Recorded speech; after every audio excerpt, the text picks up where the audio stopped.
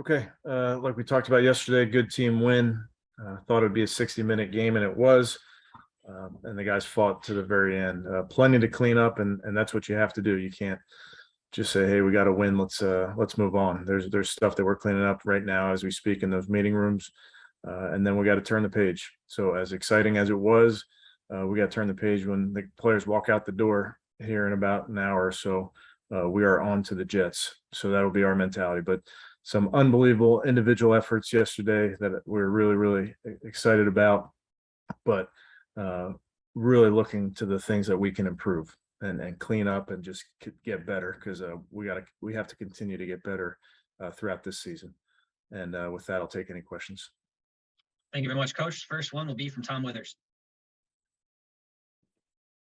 Thanks, Rob. Thanks, Kevin. I hope you got me okay. My internet's a little wonky here. So you mentioned needing to clean some things up, but in terms of kind of leaning on your ground game, getting some plays out of your defense, hoping your special teams improve, did it kind of follow the plan that you had hoped? In some ways, Tom, I know that game in particular, we really could have pulled away earlier. Going 1 for 4 in the red zone. We double dip at the end of the half. We get a field goal, get the ball in the second half, get a field goal. So you score on consecutive possessions, but only 6 points. So there are opportunities to be better early so that you don't have to kick a 58-yarder at the end. Right. Along those lines, Jacoby had a couple misses early on, and then afterwards, Kevin, he was emotional about this opportunity for him. Do you expect him to kind of settle in a little bit, not only just getting kind of the first game jitters out, but just, embracing this opportunity that he's got? Yeah, I think like all our players, Tom, I really do believe that he can continue to get better. I think he will continue to get better. Having said that, I know there were some misses, but the throw to Donovan, the second to last completion there, I know we completed it to Mari to get to the 40, but that throw to Donovan with a player bearing down on him who's unblocked, standing in the pocket and making that throw, that's big time football right there. So he can be better, but really, really proud of how he finished that game. Thank you, Tom. Mary Kay Cabot is next. Speaking of Donovan, Kevin, it really looked like he just made every contested catch he possibly could, was such a factor out there when maybe some other guys were struggling a little bit. So can you just comment on his game? Yeah, Mary Kay, really from the beginning to the end, early in the game and then late in the game and throughout, he made the plays that came to him. You mentioned the contested catches, some of them on third down, some in the 2-minute there. And that's a very valuable asset to have as a receiver, where even when you're covered, you're not. So for him to go up and get the ball was impressive in a bunch of those moments. Okay, thank you. Thanks, Mary Kay. Marla Ridenauer, go ahead. Yeah, Coach, I don't know if you can reveal how many snaps Kareem and Nick played together, but just curious as what you thought of that combination and how it can grow. Yeah, I don't have the exact number, Marla, but yeah, it's something that we're always going to explore week in and week out, what we feel like gives the defense a tough time. And there were plenty of snaps versus that defense of looks like that. So we'll continue to explore those type of things. Part of the offensive game plan is always to do what we do, but also try to do things that may give them problems. So moving forward, definitely could see something like that growing. And as in terms of Nick, he's leaping over the line. I mean, is that the most kind of dominating, not in terms of stats, but just the style of running from Nick that you've seen in your tenure? He had 2 runs, Marla, late in the game. I'm not going to tell you the name of the play, but two runs late in the game consecutive that are as good as there is in the NFL. Making guys miss, jumping over people, playing physical. It was a sight to behold. Thank you, Marla. Daryl Ryder, go ahead.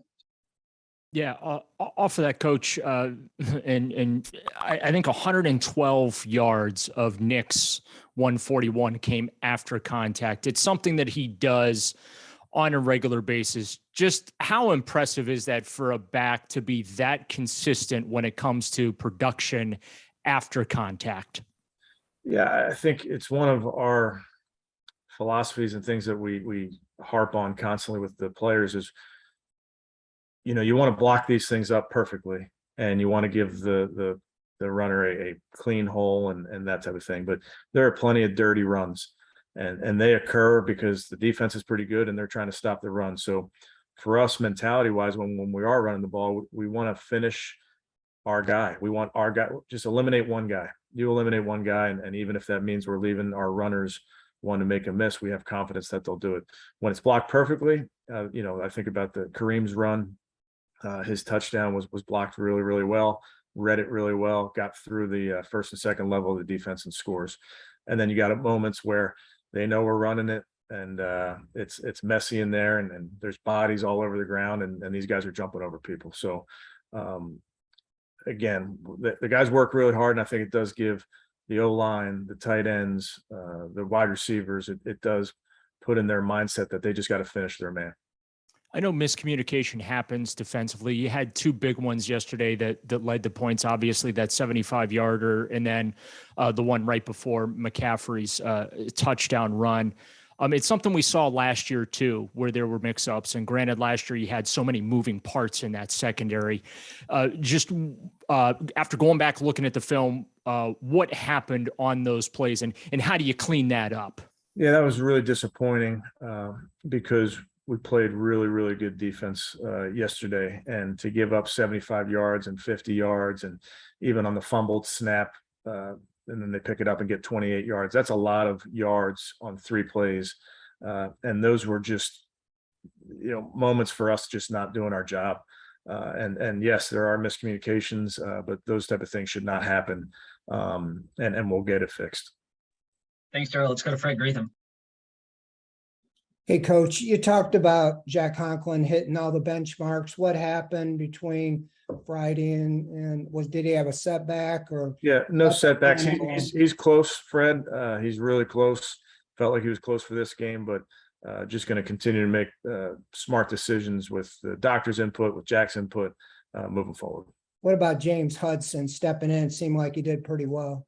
He did. Yeah, he fought like crazy. We obviously, like, when you're going against premier rushers and Burns, and that's going into the game, a heavy pressure team, knew that we'd have to be smart about our protections and not leave our guys one-on-one very often.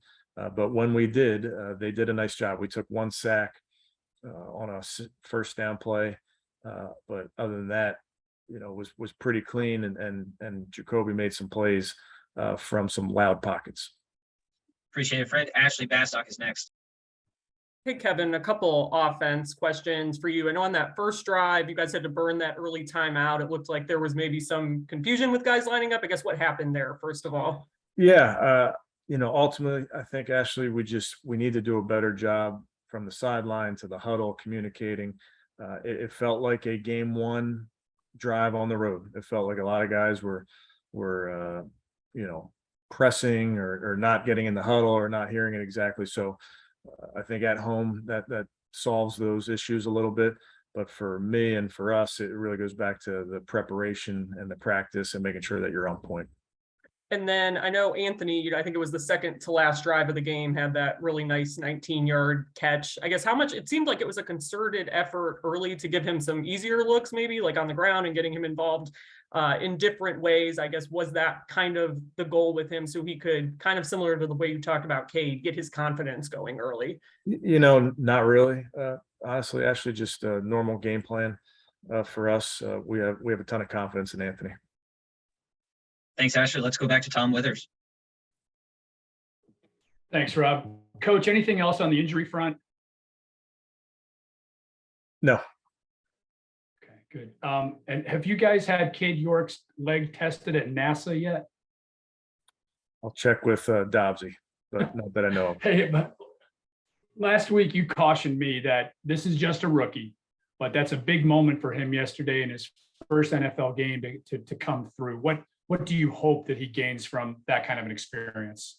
Yeah, I mean, that's a rare performance for a rookie, as we all know. Pretty unprecedented for him to go do that. We're just going to continue to grow with him, recognize that he's a rookie. He's going to miss a kick, but we trust in the kid. Thank you, Tom. Cam Justice, go ahead. Hey, coach. We saw, I think it looked like Myles Garrett was lined up in different places on the line, especially when John Johnson and Ronnie Harrison had that sack. For you, how important is it to have guys like that can move around and kind of draw attention? And how do those guys like John Johnson, like Ronnie Harrison, Anthony Walker rally around the fact that they might be able to use that opportunity to make big plays of their own? Yeah, Cam, I just think it speaks to the players' versatility. It's the same thing on the offense. You want guys that can line up on a bunch of different spots because you can do things both as a defense and as an offense to make it look difficult to your opponent, but it's easy for you. So lining up those guys in different spots maybe causes confusion to the other side, but it's real easy for them just in how we call it. I was going to ask you also about the offense with rallying around the tight ends tackle or blocking, and we saw that yesterday. Is that something that you expected out of them going into this game, is taking that heavy approach with David Njoku and Harrison Bryant both really embracing that role? Yeah, we knew they were going to be called upon in the run game. We felt good about the run plan, and we, in that run plan, we oftentimes put a lot on the tight end's plate, and I thought David, in particular, was outstanding in that regard. Thank you, Cam. We have time for two more. We'll go to Marla right now or Mary Kay Cabot. Yeah, Kevin, just a quick one about Demetric Felton. He was shaky, returning those punts. I mean, are you sticking with him or are you still trying to figure that out? Yeah, I think Marla, you always have young players that will continue to get better. We did have the one muff. He'll continue to make good decisions, work on it at practice. Thank you. Thanks, Marla. Mary Kay, go ahead. Yeah, I'm going to try to squeeze in two real quick if I can. The first one is about the spike. Matt Rule had an issue with the spike at the end, felt that it should have been flagged. So just wondering if you felt that was executed really well. And then my second question is, just about what did you learn about Jacoby and seeing him play for you in your system for the very first time? Yeah, the spike, whatever they ruled, I'll go with the officials on that one. Jacoby, he battled. There were some opportunities early, but you got to understand that these games they're going to be some moments of some highs. You got to battle through the lows. You look around the league, and there's some tough moments. There's some really good defenses out there. So for us, it's going to be about learning from the plays that we would like back, and then just putting a plan together to be able to go perform this week versus Jets.